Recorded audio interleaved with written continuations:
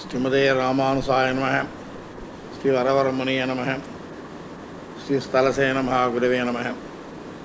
கடந்த 2 நாட்களாக நாம் காவிரி மகாத்மியத்தை பற்றி அறிந்து கொண்டு வருகின்றோம்.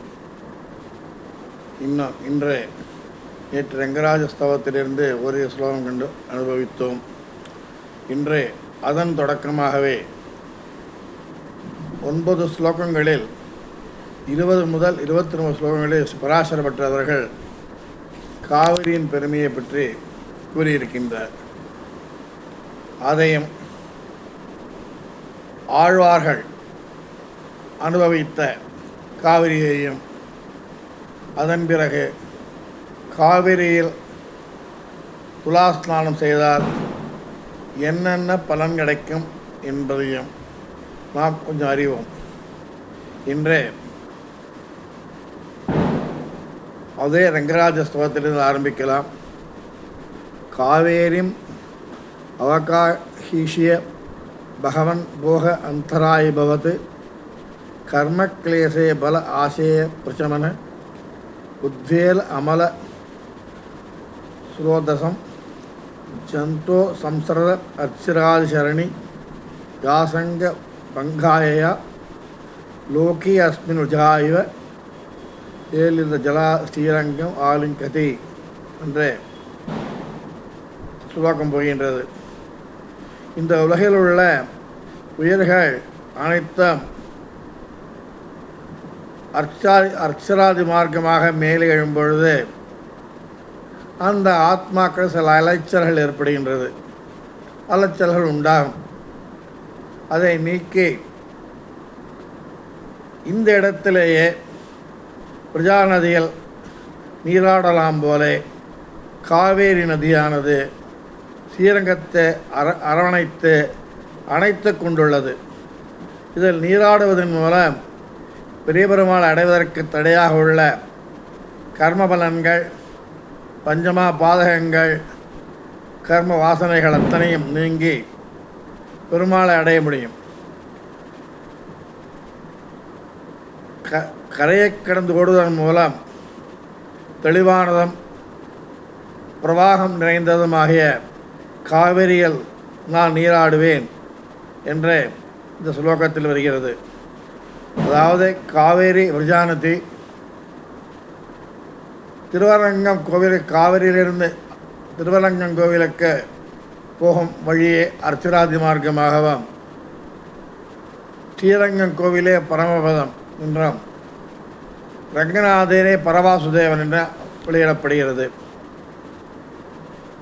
அடுத்ததாக துக்த அப்தி ஜனனோ ஜனதீயகம் இயம் ஸ்ரீ ஏவ புத்திரி வர ஸ்ரீரங்கேஸ்வர ஏதத் அர்க்கம் இககிம் புரியா இதீவ ஆகுலா சஞ்சத் சாமா சந்திர சந்தன மகாமாணிக்யா முக்தா உதாக்கரன் காவேரி லகரிகரை விததி பரியே திசா சேவியதாம் என்று அடுத்த சுலோகமானது. காவேரி பின்வருவா சிந்திச்சாலாம். நம்ம திருப்பார்கடல் எனது கணவனாகவும் ஸ்ரீரங்கநாச்சியாரின் தந்தையாகவும் உள்ளது. திருப்பார்கடல் கடல் தானே நதிகளுக்கெல்லாம் சங்கமத்தில் இதுவாகிறது. அதில் கடலரசன் நதிகளுக்கெல்லாம் கணவன். நான் காவிரி நதி, நான் கடலே திருப்பார்கடல் சங்கமிக்கின்றேன். திருப்பார்கடல் ஸ்ரீரங்க, அதாவது எனக்கு கணவனாக்க ஸ்ரீரங்கநாச்சியாருக்கு தந்தையாக உள்ளது. ஆக ஸ்ரீரங்கநாச்சியார் எனக்கு பிறந்த மகளாக உள்ளாள். அவளை நாதனார் நம்பெருமாள் எனக்கு மருமகனாக உள்ளார். இப்படிப்பட்ட மணமகளுக்கு மாப்பிள்ளைக்கும் நான் என்ன சீரும் சிறப்பும் செய்யப் போகிறேன் என்று துக்கித்து யோசித்து யோஜனையிலே இருக்காளாம் காவிரி. ரொம்ப கலக்கம் எடுத்து, மனசு கலக்கம் அடைஞ்சு கொடுத்தாலும் அவளுக்கு ரொம்ப. சரி, அப்படி யோசித்து பார்த்து ஏதோ ஒரு முடிவுக்கு வரணுமே, என்ன கொடுக்கறது அப்படின்ட்டு பொண்ணு வச்சல பூவாத கொடுக்கணும் அப்படிங்கிற மாதிரி சாமரங்கள், பச்சை கற்பூரம், சந்தன மரங்கள், உயர்ந்த மாளிகை ரத்தின கற்கள், முத்துக்கள் ஆகியவற்றை குவியல் குவியலாக தனது அலைகள் என்னும் கைகளால் ஏந்தியபடி வந்தாள். இவ்விதன் அரங்கனின் தோடு இடப்பட்ட காவேரிக்கை அனைவரும் நாடி வணங்கி நீராட வேண்டும் என்று ஸ்லோகம் சொல்லுகிறது. அனைத்து நதிகளும் கடலில் சென்று கலப்பதால் இந்த கடல் என்பது நதிகளின் கணவன் என்று கருதப்படுகிறது. மகாலட்சுமி திருப்பார்கடலில் வழிபட்டவளாகவள். ஆகவே தன்னை தாயாகவும் திருப்பார்கடலை கணவனாகவும் கொண்டு தங்கள் மகளாக ஸ்ரீரங்கநாச்சியாரை காவேரி எண்ணுகிறாள். ஸ்ரீரங்கநாச்சியாரோட பொண்ணு அப்படின்ட்டு. தீர்த்தம் கந்ததி பாதிநந்தனன் ரக்தியா அங்கணானி உஷதி ஸ்நானீ அர்ஹண பானவாரி வகதி ஸ்நாத புனிதே ஜனயன் சியாமம் வேதரக இயனக்தி புனிதே பேணி ஹசந்தி இவதத் கங்காம் விஷ்ணு பதித்வ மாத்திர முகராம் ஹேம ஆபகா ஹந்துகம் என்ற ஸ்லோகம். தீர்த்தம் என்ற பெயருடைய புண்ணிய நெறியும் காவிரியானது தூய்மையடை செய்கிறது. பெரிய பெருமாளின் நந்தவனத்தில் உள்ள மரங்களை காப்பாற்றியபடி உள்ளது. நம்பெருமாள் எழுந்தருளும் திருவீதிகளையும் சந்நிதிகளையும் நினைக்கிறது. நம்பெருமாள் எழுந்தருளும் பொழுது திருவீதிகளில் நீர் தெளித்து கோலம் போடுவது வழக்கம். அந்த காலங்களில் காவிரி நதியானது கோவிலொட்டி ஓடினதாம். இப்போ தீர்த்தங்களை தெளித்து காவிரி தீர்த்தத்தை தெளித்து கோலம் போட்டுன்றப்ப பெருமாள் எழுந்தருளும் பொழுது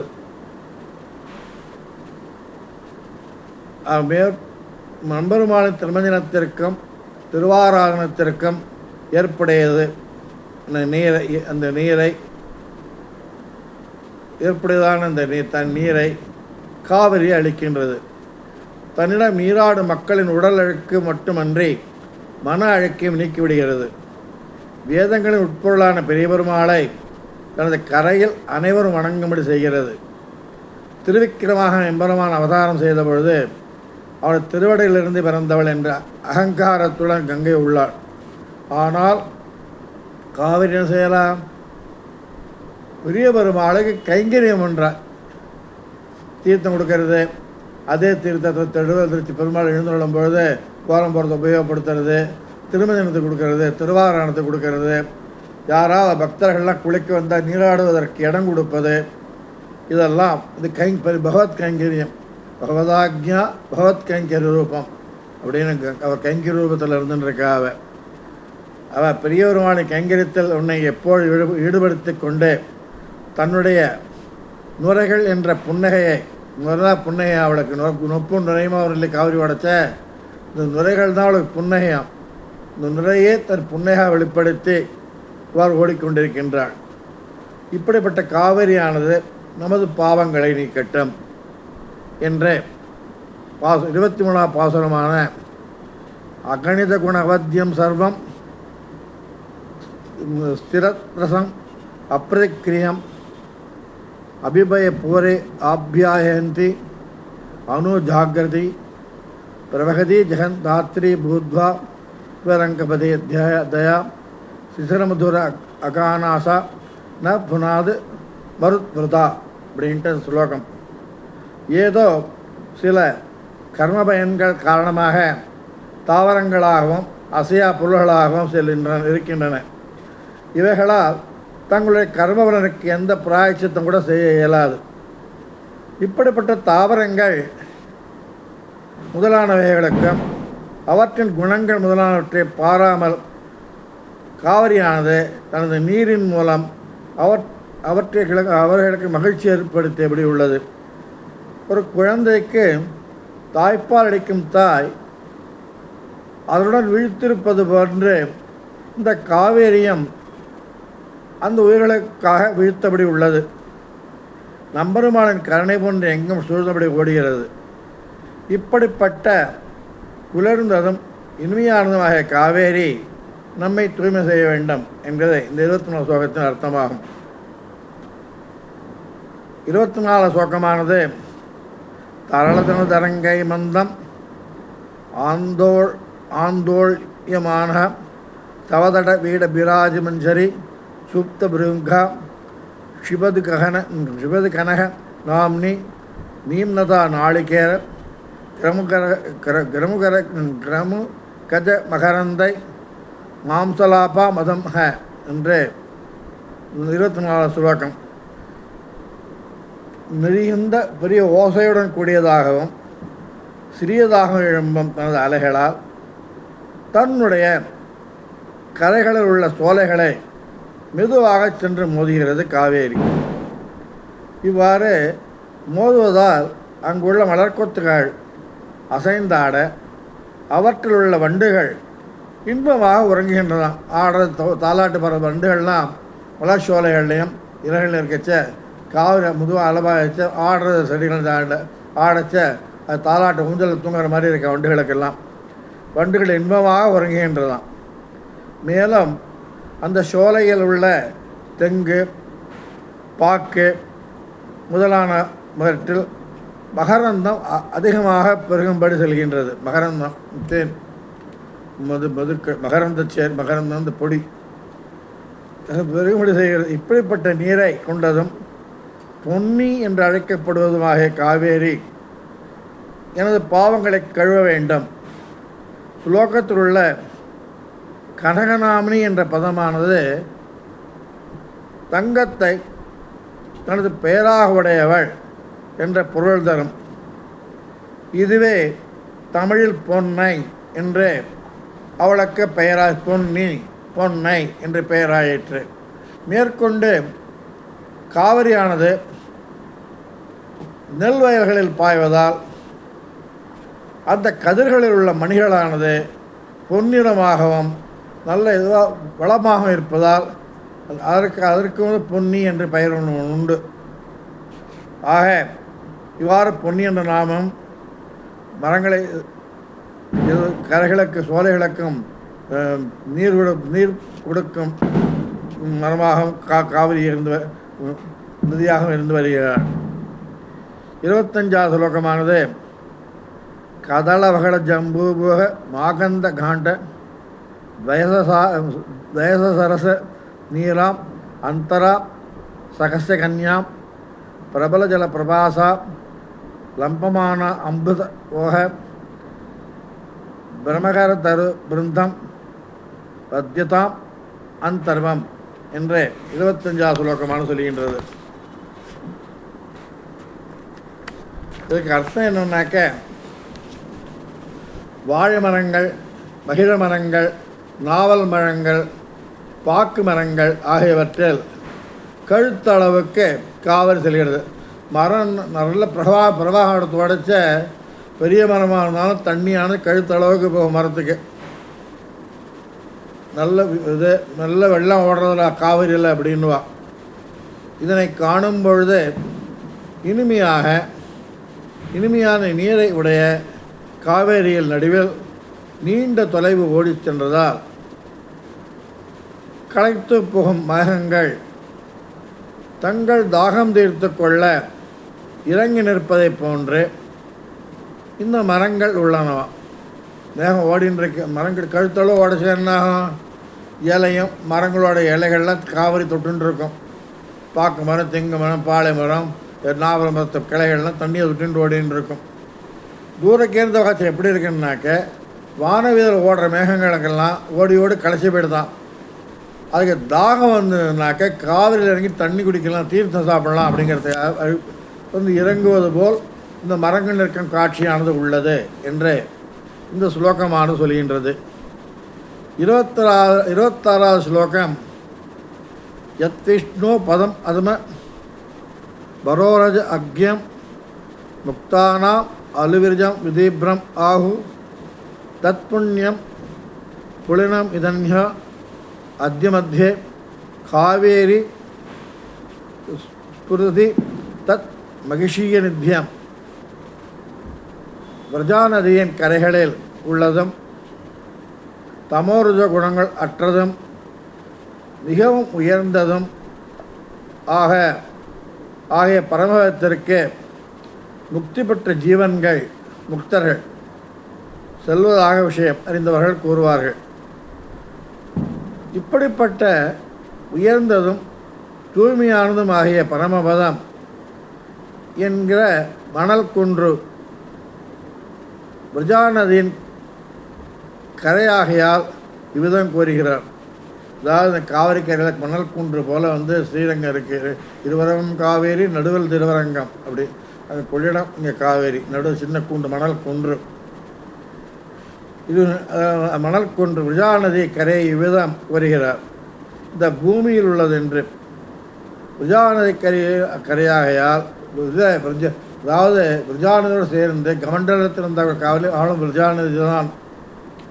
அவளுக்கு உண்டான மகத்துவம் சொல்ல முடியாது. கங்கையாவது அகங்காரத்தோட காலையில் மேலது வந்திருக்குன்ட்டு இவ்வளோ கைங்கரியம் பண்ணுறா. என்றைக்குமே அகங்காரம் பெருசா கைங்கரியம் பெருசான்னு பார்த்தா கைங்கரியம் தான் பெருசு. கைங்கரியப்பறவர்கள் தான் இன்றைக்கும் முக்கியம். கோவிலில் ஸ்ரீபாந்தாகிகள் இருப்பாள். பெருமாள் ஏழை பண்ணிட்டு எழுந்தலை பண்ணிட்டு வீதி உலாலாம் வருவா. அவள மகான்கள் எல்லாரும். கைங்கரியம் தான் முக்கியம்.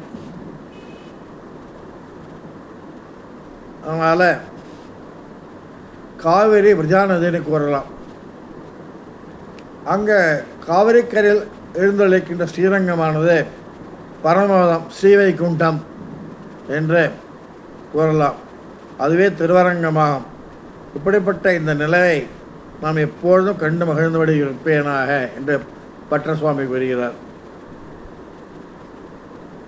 திரையந்த பிரகதி மதுஷு வைஷ்ணவானாம் பிராபியாச பிரகரபவஸ்ரம அபகாசு காவேரி பரிசரிதாசே பாவனிஷு ஸ்ரீரங்க உபவன திடீஷு வர்தீட்சியே.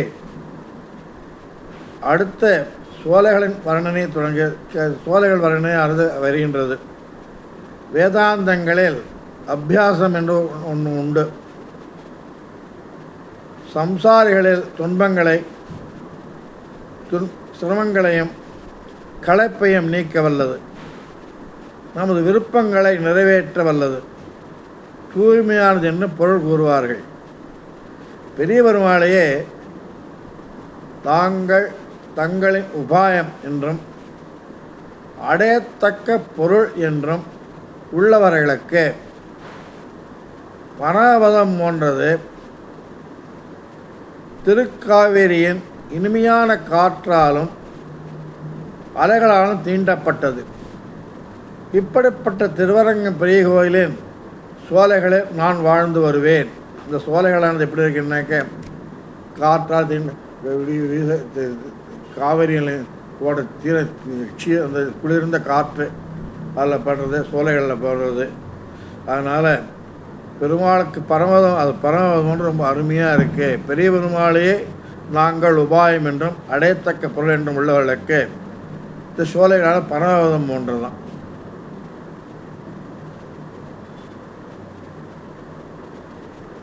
புரித சபர தீரியன் நாளிகேரி குளுச்ச பிரசுரூமர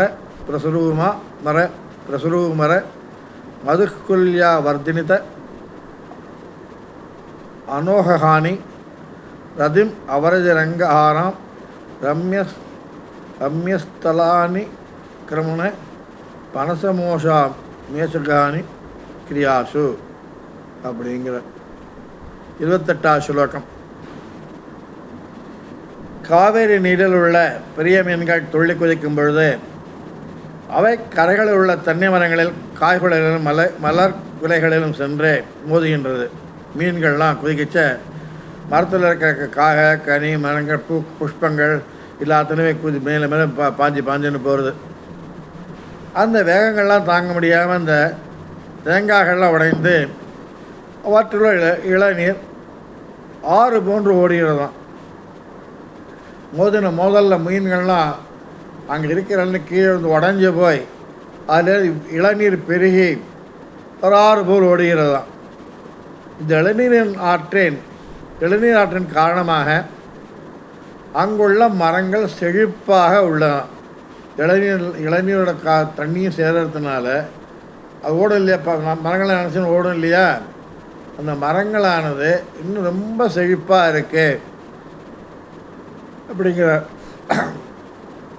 அங்குள்ள சோலைகள், பாக்கு மரங்கள், பலா மரங்கள், வாழை மரங்கள் ஆகியவற்றால் சூழ்ந்து கருத்துள்ளன. இவை காண்பதற்கு மிகுந்த மகிழ்ச்சியை உண்டாக்கும்படி உள்ளதாம். கடைசியாக 29 ஸ்லோகத்தில் காவிரியின் பற்றி முடித்துக் கொள்கிறார் சொல்லி, அதி பரமதம் வரையும் அயோத்தியாம் அமிர்தவிரதாம் அபராஜிதாம் உஷந்தி புவினம் உபரி ரங்கராஜதானி விசதிருஷாம் அபிசாபர சகாஸ்தி என்கிறார். இனி வரும் 3 ஸ்லோகங்களில் திருவரங்கத்தின் வர்ணனையாக சொல்கின்றார். பரமத்தில் விரஜா நதிகளால் சூழப்பட்டதாகவும் அயோத்தியா என்று கூறப்படுவதும் அபராஜித என்ற பெயர் கொண்டதும் ஆகிய ஒரு உயர்ந்த நகரம் உள்ளதாக கூறுவார்கள். அப்படிப்பட்ட அயோத்தியா நகரம் காவேரியின் மணல் கரையிலிருந்து நின்றது ஒன்று. திருவரங்கம் ஆளும் இந்த நகரமும் உள்ளதாம். இதன் மூலம் அந்த அயோத்தியா நகரம் நம் போன்ற மாமச கண்கள் கொண்டவர்களாலும் காணும்படி உள்ளதாம். அங்கே இருக்கிற அயோத்தியா நகரமானது பேர் அயோத்தியா அபராஜிதை நகரத்துக்கு பேர் வைகுண்டத்துக்கு. அது ஸ்ரீரங்கமாக காவிரிக்கரை உட்காந்துருக்கிறதுனா யாருக்காக வந்திருக்கு? நம்மளால் பணம் போக முடியுமா? கஷ்டம்தான். பெருமாள் கிருபா இருந்தால் போகலாம், இல்லாட்டி இன்னும் எவ்வளோ பிறப்போ அது கழிந்து போகலாம். ஆனால் நம்மகிட்ட ஒன்று உண்டு, நம்ம ராமானுஜ சம்பந்தி ஆசாரியன் அனுசரித்து ஆதரித்திருக்கின்றார்களோ, ஆசாரியரின் கிருபாகடாட்சி யாருக்கு உண்டோ அவர் கண்டிப்பாக பரவம் போக முடியும். அவர் முதற்கொண்டு ராமானுஜர் யார் யார் ராமானுஜ சம்பந்திகளோ நம் போன்றவர்கள் எல்லா வைஷ்ணவர்களும் யாருக்கு ஆசாரிய சம்பந்தம் கண்டு பஞ்சசம்ஸ்காரமானதோ அத்தனை பேருமே ராமானுஜ சம்பந்திகள் தான். அவள் அத்தனை பேர் ராமானுஜன் சம்பந்தப்பட்டவர்களுக்கு மோட்சம் கண்டிப்பாக உண்டு. பங்குனி உத்தரத்தில் பெருமாட்டுக்கு எழுதி பட்டோல் எழுதி வாங்கின்றிருக்க. நமக்கும் மோட்சம் உண்டு. எப்படி மோட்சத்துக்கு உண்டான தகுதியை நம்ம வளர்த்துக்கணும். நம்ம மோட்சம்தான் உண்டா. ராமானுஜ பண்ணியாச்சு, சமாஷ்டம் பண்ணிட்டாச்சு, இன்னும் நம்ம கண்டிப்பாக மோட்சம்ட்டார். நம்ம எப்படி இருந்தால் என்னென்னு இருக்கக்கூடாது. அந்த மோட்சம் கிடைக்கிற ராமானுஜ சம்பந்தம் கிடைச்சோன்னா பயபக்தியோடு நம்ம முன்னாடி எப்படி இருந்தாலும் சரி, அதற்கு பிறகான நம்ம திருத்தி கொள்ள வேண்டும், அதற்கு தகுதிப்படுத்திக் கொள்ள வேண்டும். அப்பொழுதுதான் நமக்கு மோட்சம் சித்தியாகும். இல்லாட்டே பஞ்சசமஸ்காரம் பண்ணிண்டாக்க மோட்சம் கொடுக்கறது அப்படிங்கிறது இது பண்ண வேண்டிய விஷயம். பஞ்சசம்ஸ்காரம் ஆனாலும் பெருமாள்கிட்ட போயிடுறோம். நம்ம பெருமாள் சம்பந்தம் கிடச்சிடுறத அப்போ தான் ஆச்சாரியர்கிட்டே நம்ம போவோம். அதனால் நமக்கு அந்த பரமபோதமானது இங்கேருந்து வேலை பார்க்க முடியுமோ? முடியாது. நம்ம மாம்ச கண்களுக்கு பார்க்க முடியாது. அதற்காகத்தான் அரங்கன் திருவரங்கத்தில் உட்கார்ந்து கொண்டு காவிரியை விஜயானதியை காவிரியை பக்கத்தில் வைத்து கொண்டு நமக்கு அந்த குறைதீர காட்சி கொடுக்கின்றான் ரங்கநாதன். இதுதான் காவிரி மகாத்மியத்தில் பெருமை. காவிரி வந்தவர்கள் விஜயானதியை தொட்டுண்டு விஜயானதி பெருமாள் திருவிழா சமர்ப்பித்ததுனால சமயத்தில் துலா மாதம் துலா காவிரி அங்கே புறப்பட்டு வருகின்றாள். அப்பேற்பட்டவாளானது ரங்கநாதனை மருமகனாக பார்க்கின்ற பணங்கள்லாம் கொடுக்குற என்ன சரி யோசிச்சு தங்கவில்லை அத்தனை கொண்டு வர.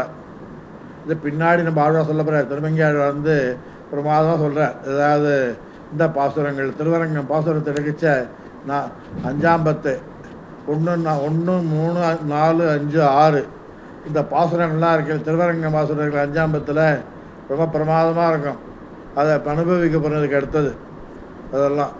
அதனால் நமக்காகவே நமக்கு அதாவது காட்டு கொண்டு நாமும் சேவிப்பதற்கும் நமக்கு ஒரு காட்சிக்கு உகந்தவனாகவும் நம்ம கஷ்டம் கொடுக்கப்படாமல் பருத்துருக்கான் திருவரங்கத்தில் ரங்கநாதன். இதை திருநெடுந்தாண்டகத்தில் திருமங்கை ஆழ்வார் 14வது பாசுரமானது திருநெடுந்தாண்டது விளக்கதிரை குறுங்குடியில் முகலை முகலம் கடந்தப்பால் நிலா நின்ற அளப்பரிய ஆரமுதை அரங்கம்மே அந்தணனை அந்தணர்தம் சிந்தையானை விளக்குழியே மருதகத்தை திருத்தங்காவில் வெக்காவில் திருமாலை பாடக் கேட்டு வளர்த்ததனால் பயன்பத்தேன் வருகவன்னு வடக்கிளியே கைகூப்பி வணங்கினாளே அப்படின்னு இந்த பாசனம் வருது. அதில் ஒரு வரி வரும், அந்தணனை அந்தணர்தம் சிந்தையானை அப்படி அந்த சரி அந்தணனாயிட்ட நீ நீங்கள் தான் போகிறேன், இந்த உலகம் முடிஞ்சோடனே இந்த கல்பம் முடிஞ்சோடனே ஸ்ரீரங்கத்தின உட்காந்துருக்கேன், ஸ்ரீரங்கத்தை இந்த படுத்துட்டேன்ப்பா, எதுக்கு படுத்துட்டுருக்கேன் அப்படின்னாக்க என்னோட பக்தர்களும் ஒவ்வொரு மனுஷர்களும் கடைசி மனுஷன் திருந்துற மட்டும் கடைசி எவ்வளோ நீ 10 பேர் திருந்துவான், 5 பேர் திருந்துவான், நாளைக்கு 30 பேர் இருந்துவான், 50 பேர் இருந்தோம், மல்டிபிள்ஸ் வாங்கிட்டு போயிட்டே இருக்கிறதுனால கடைசி ஒரு பக்தனானவன் திருந்து மட்டும் பரமபோகம் வாய்க்காக மட்டும் நான் அரங்கத்தில் அரவணையில் பள்ளி கொள்வேன் அந்தணனும் சிந்தையானை அப்படின்னு அந்தணனை படுத்துருக்கிற அந்தணனும் சிந்தையானை அப்படின்னு திருமங்கையாளர் பாசமிட்டு எழுதுகிறார் இந்த திருக்குறள் முளைக்கதிரை குறுங்குடிய முகையில். இவ்வாறு ரங்கராஜஸ்தவத்தில் நாம் இன்று அனுபவித்தோம். இது காவிரியின் வரலாறை பற்றி. காவிரிக்கு பொன்னி என்று பெயர். என்ன நான் சொல்லுவோம், அப்பா எங்கள் ஊரில் காவிரியே ஓடலையேப்பா, நீ பாட்டில் காவிரியில் குழி, காவிரி துலா காவிரியில் குழி அப்படிங்கிறிய.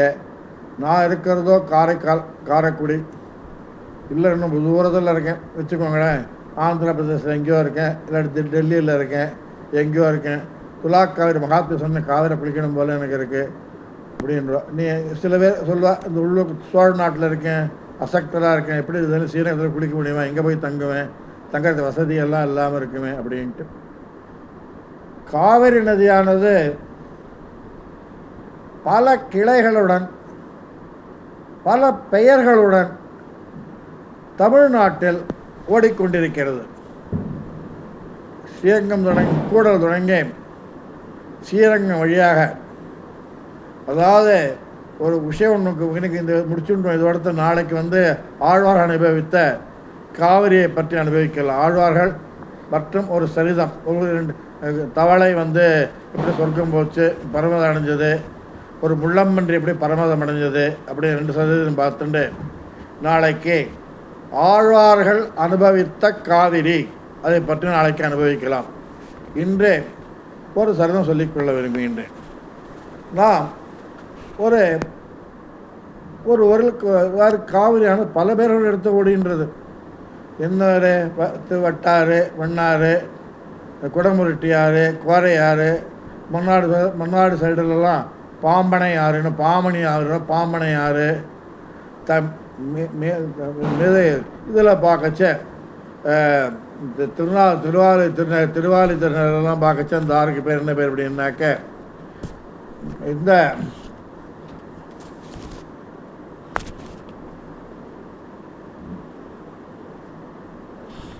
ஒரு பேர் உண்டு.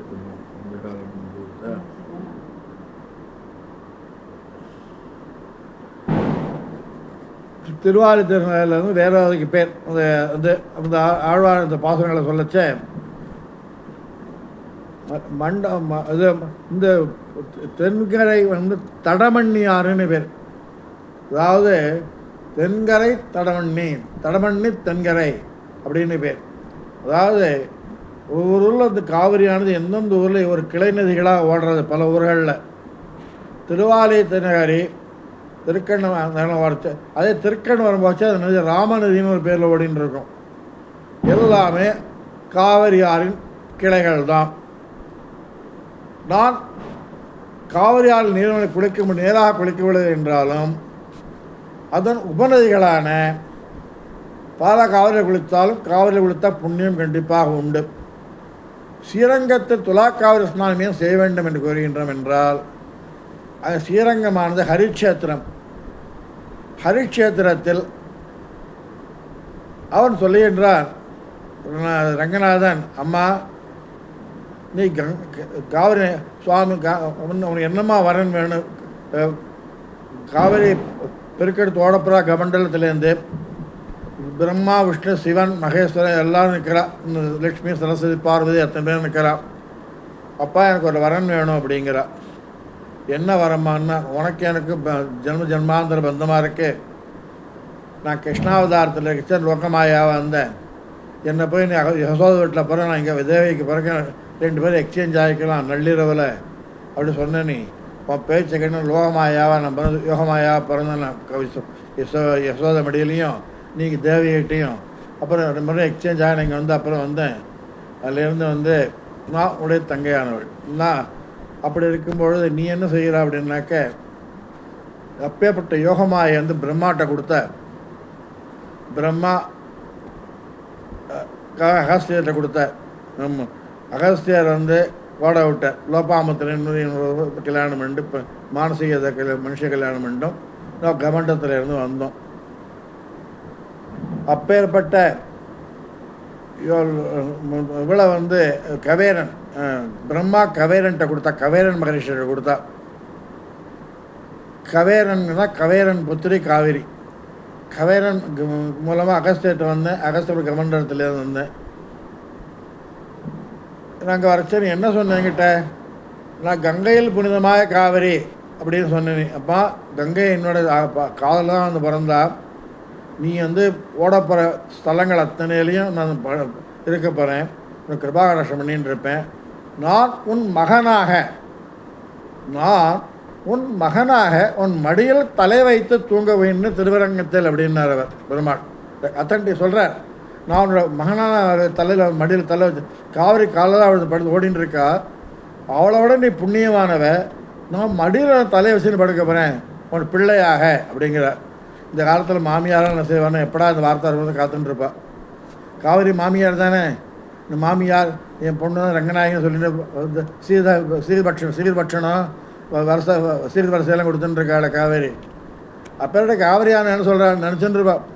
அப்போ அம்மா நான் என் மருமகன் என் மருமகன் ஸ்ரீரங்கத்தில் காவிரி நுழைச்ச சந்தோஷமாக வராளாம். நொப்பு நுழையுமா, ஆஹா மருமகனை பார்க்க போகிறேன், சீர் கொடுக்க போகிறேன், பொண்ணு ஸ்ரீரங்க நாச்சியாரை பார்க்குறேன். எப்படி அம்மா ஊரில் ரயிலில் கிளம்பி ஆற்றுக்குள்ளே வரைச்சி எவ்வளோ சந்தோஷமாக வருவாளோ அவ்வளோ சந்தோஷமாக காவிரி ஓடின்னு இருக்கா. அங்கேருந்து வந்துன்னு இருக்கா. வந்தான் நெருங்கி தயங்கிறது. எப்பரா மருமகனை பார்த்து வைக்கப்படுறா. சரி மருமகனை பார்க்க போகிறேமே அவன் இப்படிதான் மாப்பிள்ளை இல்லையோ, அவன் என்ன சொல்கிறோம், ரொம்ப நாள் ஆச்சு அவனை பார்த்து, எப்போ பார்த்தது அப்படின்ட்டு தயங்கி வரா. அங்கே சொல்கிறான் மாப்பிள்ளை, அம்மா நீ என்னுடைய மாமியார் இல்லை, நான் உன்னுடைய பிள்ளை என்று வைத்துக்கொள்ளும். நான் உன்னுடைய பிள்ளை. நான் நடிகர் தலை சொல்லச்ச எல்லா மாநாடா டே அப்பா இது முன்னாடி சொல்லியிருக்கப்படாது. இப்போ தலைதீபாவளி வந்திருக்கு. இன்றைக்கி தான் எக்கச்சக்கமாக சீர்வரிசை மோதிரம் இதெல்லாம் வைடு தோடெல்லாம் கொண்டு வந்திருக்கேன். இந்த மனுஷன் முன்னாடி சொல்லியிருந்தாலும் உன் பிள்ளைன்னு ஒன்றுமே நாம சுத்தமாக போட்டிருப்பேன், சாத்திருப்பேன்னு. ஒன்றும் கிடையாது அவருக்கு. என்ன கொண்டு பிள்ளை பண்ணியிருக்கலாமே, இப்போ லேட்டாக சொல்கிறது இந்த பிள்ளைன்ட்டு நினச்சிட்டு இருப்பான். அப்போ மகன் என்று அவன் சொன்னதுனால அவள் ரொம்ப சந்தோஷப்பட்டாளாம் காவேரி. அம்மா அப்படியா, மாப்பிள்ளை இல்லையே மகனா? இப்போ மாமியார் சில மாமியெல்லாம் சொல்லுவா, எங்கள் ஆற்று மாப்பிள்ளை சும்மா சொல்லப்படாதப்பா, எங்கள் ஆற்று மாப்பிள்ளை தங்கமான உலகத்தில் ஒத்தனைக்குமே கிடைக்க மாட்டேன், யாருக்குமே கிடைக்க மாட்டேன், அப்பேற்பட்ட மாப்பிள்ளை எனக்கு வாசிருக்கு அப்படின்னுவா. வாசிருக்குன்ற வார்த்தை எப்படி வேணாலும் வச்சுக்கலாம், நல்லதாக வச்சுக்கலாம் கெட்டதாக வச்சுக்கலாம்.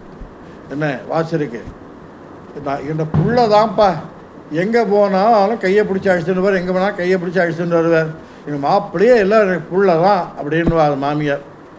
ரங்கனா புள்ளேன்னு அவர் சொல்லிட்டார். சரி காவிரி சிறுவரிசெல்லாம் கொடுத்துட்டா கிளம்பி போயின்னு இருக்கா. அப்போ கூட தான் போயின்னு அடுத்த ஸ்டாப் போகணும். கோயிலடி, அதாவது கோயிலடின்னு சொல்லுவாங்க. இப்போ கோயிலடின்னு பேர் இந்த ஊருக்கு பேர். அங்கே அப்பக்கூடத்தான்னு பெருமாள் சயன திருக்கோணத்தில் இருந்துன்னு இருப்பார். காவிரி கரையில் தான், அதுவும் அது காவிரி படி வந்துன்னு இருப்பார். பெருமாளுக்கு என்னன்னாக்க போச்ச கிளம்பி போகிறான் ஸ்ரீரங்கத்தோடு காவிரி போச்ச துக்கமாக போகலாம். திரும்பி மெதுவாக போமா வேண்டாம் தயங்கி மெதுவாக வந்தால் வேகமாக போச்ச மெதுவாக ஓடுறாளாம். மெதுவாக ஓடிச்சா என்னென்ன ஏன் ஓடுறான்னா திரும்ப பொண்ணை எப்போ பார்க்க போகிறோம், மாப்பிள்ளை எப்படி பார்க்க போகிறோம், மாப்பிள்ளை பிள்ளைன்னு சொல்லிட்டாரு அப்படின்னாலாம். அம்மா நீ கவலைப்படாத, காவேரி நான் எப்போ நான் அம்மான்னு சொல்லி ஒரு தமிழ் மடியில் தலை மேலே படுத்துக்க வச்சு படுக்க போறேனோ, தலை வச்சு படுக்க போறேனோ, நான் நீ போகும் ஸ்தலங்களில் அனைத்தும் வாழ்வாளர் பாடப்படும் ஸ்தலமாகும், நான் இந்த புண்ணிய கஷேத்திரமாகும்ட்டு ஆதிரங்கம் ஸ்ரீரங்கப்பட்டினம், அங்கே சயனதிருக்கோலம் பெருமாள் ரங்கநாதர், அங்கேயும் காவிரி ரெண்டாக பிரியவா கோயிலை ஒட்டி ஒன்று பின்னாடி ஒன்று இருக்கும், அடுத்து சங்கமமாகும் பக்கத்தில். அதே காவேரி வந்தவள் ஒன்றாக வந்து இணைந்து பின் முக்கூடல்கிட்ட வந்து இன்னொரு இடத்துல பிரியும். அப்போ கொள்ளிடம் காவேரி ஆகணும். அது காவேரி ஆனவங்க பெரிய காவேரியாக வருவா, ஒரு பேர் 1.5 மீட்டர் அகலத்துக்கு இருப்பா காவேரி. ஸ்ரீரங்கத்தில் கொஞ்சம் குருகம் அங்கே வச்சா அங்கே ரங்கநாதர் படுத்துட்டு இருப்பார். ஸ்ரீரங்கம் மத்தியரங்கம் அப்படின்னு ரங்கநாதன் படுத்துட்டு இருப்பார் அங்கே சயனதர் கோலத்தில், அதே காவேரி மிடியில். அடுத்த கொஞ்சம் தூரம் போனால் 15 கிலோமீட்டர் போனாக்க அப்பால் ரங்கன் கோயிலடி, அங்கேயும் ரங்கநாதன் அந்த காவேரி கரையிலே படுத்துட்டு இருப்பார் சயனதர் கோலத்தில். சரி, 3 ரங்கம் ஆகிடுத்து. அடுத்த 2 ரங்கம் நேராக வரா, திருக்குடந்தை வரா. திருக்குடந்தை வந்த உடனே இருக்கவே இருக்க திருக்குடந்தை பாசனம் பெரிய வாசனால அனுபவிக்க போகிறோம். திருமழிசை ஆழ்வார் திருக்குடந்தை பாசுரத்தை திருக்குடந்தை வரா. திருக்குடந்தை வந்த என்ன செய்கிறாங்கன்னா, அங்கே எங்கடா போகிறதுன்னு பார்க்கச்ச அங்கே 6ஆவதனா சாரங்கபாணியா காவேரி கரையில் படுத்துட்டு இருக்க சாரங்கபாணியா 4 க்ஷேத்திரமாக எடுத்து என்ன அந்த சாரங்கபாணி க்ஷேத்திரமாக எடுத்து சாரங்கம். அதுக்கு அடுத்து அங்கேயிருந்து கிளம்பி வரா. சரி வந்தாச்சுப்பா, 4 பேரும் 4 புள்ள நம்ம விடவே மாட்டேங்க, நான் பிள்ளைன்னு சொல்லிட்டான். அவனுக்கு அம்மா விட்டு பொறுத்து மனசே இல்லை போல இருக்கு. நான் போகிற இடத்துலாம் குழந்தை வந்துகிட்டே இருக்குது. அங்கே படுத்துட்டான், ஸ்ரீரங்கத்தில் படுத்துட்டான், ஸ்ரீரங்கத்தில் படுத்துட்டான், அப்பா எங்கன்னா கோயிலடியில் படுத்துட்டான். இப்போ பாரு மறுபடியும் விடத்து மனசில் சாரங்க மட்டும் வந்துன்னு இருக்கான் பாரு, பாவம் குழந்தை இது மனசே இல்லை போல சொல்லி காவேரி வந்துன்னு இருக்கான். சரி, ரங்கநாதனும் மனசு இல்லை, அம்மான்னு சொல்லிட்டான் இல்லையா, எங்கெல்லாம் போகிறால பின்னாடி போயிட்டே இருக்கேன். நான் நீ போகிற நன்னா போறியாம்மா, நன்னா போறியா அம்மா, ஊருக்கு போனால் குழந்தை 10 ரயிலில் ஏறி உடம்பு பார்த்துக்கோ சொல்லிட்டு வந்துட்டு இருக்கோம். ரயில் கிளம்புன மட்டும். அதே போல் ரங்கன் ஒவ்வொரு க்ஷேத்திரத்துலேயும் அவள் பின்னாடி போய் சொல்லின்னு இருக்கான். அடுத்த ரங்கமானது பரிமள ரங்கம், மயிலாடுதுறை மாயிரம் திரியிந்தளூர் அப்படின்னு க்ஷேத்திரம். அது பரிமளரங்கன் க்ஷேத்திரம். வாழ்ந்தே போம் இந்தளூரீரே அப்படின்னு திருமங்கை ஆழ்வார் வர இந்த பாசுரத்தில் ஒரு பாசுரம் பாடுற பாசுரம், வாழ்ந்தே போம் இந்தளூரீரே அப்படின்னு இந்த பாசுரம் வரும். இந்தளூர் பெருமாள் பரிமளரங்கன் பேர். அவரும் காவிரி கரையில் படுத்துட்டு இருப்பார். 5 ரங்க க்ஷேத்திரமும் காவிரியை சுதுவாக சுரட்சித்தா ஸ்ரீரங்கப்பட்டினத்தில் பிடிச்சி அவளை கை பிடிச்சி அழிச்சுன்னு அப்பா மாயிரம் விட்டது. மாயிரத்தில் 16வது கிலோமீட்டர் சங்கமம் சேதாரண்யம்னு வேறு அந்த இடத்துக்கு. அங்கே மகாவிஷ்ணு பிரம்மா விஷ்ணு சிவன் சகல இந்திராதிகள் அத்தனை பேரும் ஸ்வேதாரண்யத்தில் பூஜை பண்ணி அங்கே பிரத்யட்சமானார்னு இது உண்டு. ஸ்வேதாரண்யம் தான் காவிரி பூம்பட்டினம் பூம்புகார் அப்படின்னு தற்சமே பூம்புகாராக பேர் வழங்குகிறது. காவிரி புகும்பட்டினம் காவிரி பூம்பட்டினம் ஆகிட்டு. சோழ காலத்தில் 1ஆம் நம்பர் ஃபர்ஸ்ட் கிளாஸ் துறைமுகம், அது போர்ட்டு, சீ போர்ட்டு. அந்த இடத்துல காவிரி கடலில் போய் கலப்பா. அது சங்கமம்னு போய் காவிரி சங்கம க்ஷேத்திரம். இந்த சங்கமத்தில் போய் ஆறு குளிக்கும். சங்கமம் எப்படின்னா தூண்டுக இருக்கும், ஒரு ஆடு தாண்டி விடும். நீ ஏதோ இங்கே வேகமாக ஓடி வந்தீங்கன்னு சொல்லலாம், காவிரி இந்த கடை அந்த கடை தாண்டி போயிடலாம் அங்கே. அதனால் துலாக்காவிரியில் குளிப்பவர்கள் கண்டிப்பாக ஸ்வேதாரண்யம் அழைக்க போய் அது பக்கத்தில் அதுக்கு திருவெண்காடுன்னு பேர். இப்போ திருவெண்காடு அப்படி சேதாரண்யத்து சேதம்னா வெள்ளை, ஆரண்யம்னா காடு, வெள்ளைக்காடு, திருவெண்காடு திருவெள்ளைக்காடு. அந்த இடத்துல நீங்கள் போகணும். திருவெண்காட்டில் போய் அங்கே சங்கமத்தில் கண்டிப்பாக குளிக்கணும். நீங்கள் இப்போ சொன்ன காவிரி எந்த கிளை ரூபத்தில் வந்தாலும் தண்ணியாறு வருவா. அங்கேருந்து வரைச்ச வர்றபொழுது ஆக என்ன பண்ணுறார், தென்கரை தடமண்ணியாறு, அதாவது அதில் தடமண்ணின்னு பேர். திருவாலி திருநகரி இதிலெல்லாம் காவிரிங்கிற பேரில் வரமாட்டா. காவேரி பேர் மாறி போயிடும். அப்புறம் வந்து பொன்னின்னு சில இடத்துல இருப்பாள், சில இடத்துல வந்து குடமுருட்டியாருன்னு வருவா, சில மாதிரி கோரையாருன்னு வருவா, சில இடத்துல திருமலராஜன் ஆறுன்னு வருவா. என்ன அதெல்லாம் ஒவ்வொன்றும் பேர் தானே தவிர எல்லாமே காவிரி தான். எந்த இடத்துல உங்களால் போக முடியவில்லை என்றாலும் ஆற்றுல உட்காந்து கிணத்துல குளிச்சுட்டு இருக்கிறத விட பக்கத்தில் காவிரி நதி இருந்ததுன்னா அங்கே போய் ஸ்நானம் பண்ணிட்டு வாங்க. துலா காவிரி பலனும் கிடைக்கும். செய்யணும். முடிந்தவர்கள் கண்டிப்பாக ஸ்ரீரங்கம் போய் துலா காவிரி ஸ்நானம் கண்டிப்பாக ஒரு முறையாவது ஒரு நாளாவது செய்துவிட்டு வர வேண்டும். அகிலத்திலிருந்து இன்றே இத்துடன் இன்று முடித்துக்கொள்வோம். நாளை ஆழ்வார்களும் இன்னும் 2 சரிதங்களும் இது தவளைக்கு மோட்சம் கிடைச்சது, முள்ளம்பன்றிக்கு மோட்சம் கிடைச்சது, ஆழ்வார்கள் அனுபவித்த காவேரி மற்றும் காவிரியில் ஸ்நானம் பண்ணால் என்ன பலன் கிடைக்கும் என்பதை சுருக்கமாக நாளை பார்த்து முடித்துக்கொள்வோம். ஆழ்வார் எம்பெருமானார் ஜியர் திருவடிகளை சரணம். ஆசாரியர் திருவடிகளை சரணம். அடியன் கார்பங்காடு இளங்காடு ஸ்ரீனிவாச ராமானுஜதாசன்.